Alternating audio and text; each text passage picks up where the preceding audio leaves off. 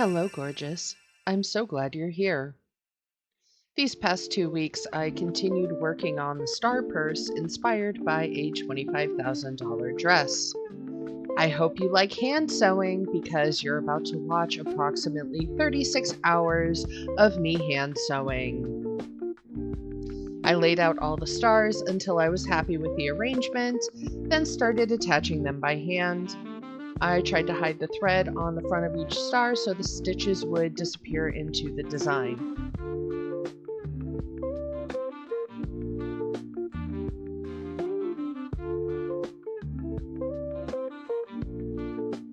On a Monday, we drove to Connecticut to pick up my 14-year-old stepson so he could spend some time with us.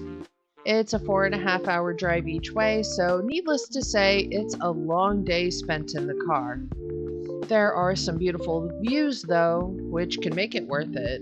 Over the next several days, work on the purse was sparse. I wanted to spend as much time as possible with my stepson. The oldest recently graduated from high school and started his first job. Since it's his busy season, he couldn't get time off to stay with us. It made me appreciate having some one-on-one time with the 14-year-old even more. They grow up so fast. Every year, my partner takes his sons to Knoebels for some father-son time, and I stay home. I love that they have that tradition together.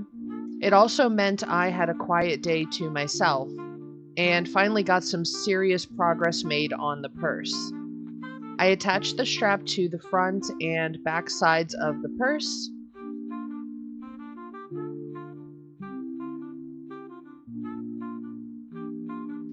Then I rummaged through my fabric stash for an appropriate lining. I thought about using a black pinstripe fabric I know I have in my stash, but I wanted to see what else I have first. I briefly considered a multicolored glittery star fabric, but decided against it as it doesn't match and it doesn't feel appropriate for this project. I found a solid black cotton in my stash I forgot I had. Judging by the cutouts in it, it's something I bought in 2020 to make masks. I'm actually really excited I found this because it's what I originally envisioned in my mind for the purse. I measured the purse, cut out the pieces, and sewed it all together.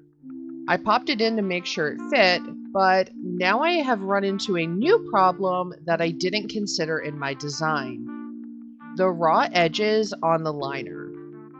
Normally, this wouldn't be a problem on a traditional purse as they would be hidden. However, as the outside of the purse isn't a solid piece, the lining will be visible.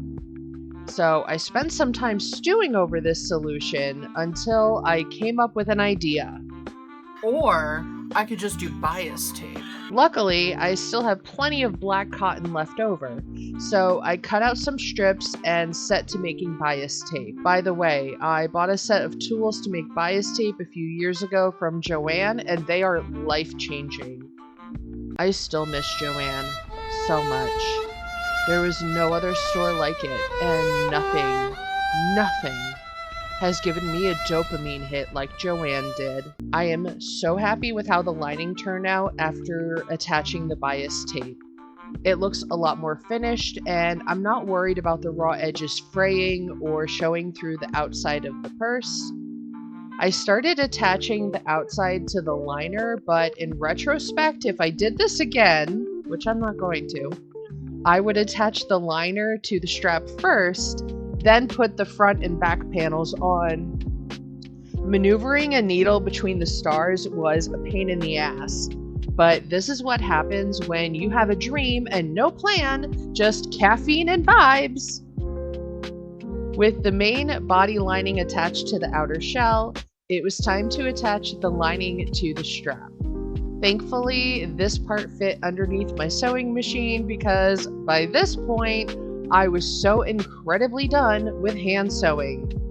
I was concerned that my machine might not like sewing this, but she didn't complain at all. Yes, my sewing machine is a girl.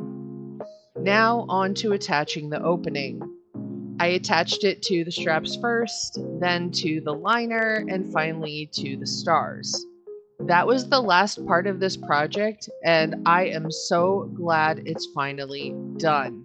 However, before I could do the final photo shoot, we had to take my stepson back to Connecticut, so we piled into the car for another long drive.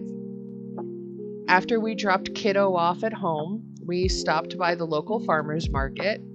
We got to try Ethiopian food for the first time. It was really good. And on our walk back to the car, we saw these adorable dogs hanging out in a convertible. Aren't they cute? They were the highlight of the farmer's market.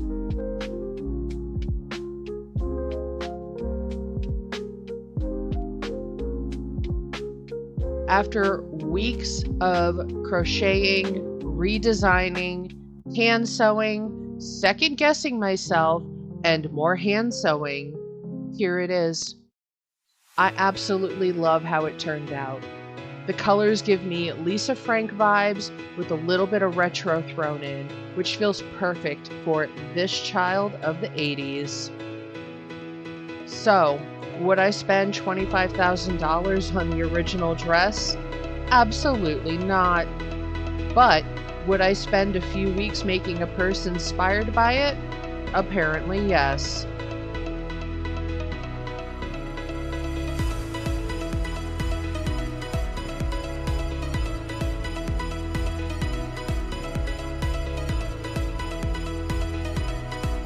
Thank you so much for your support.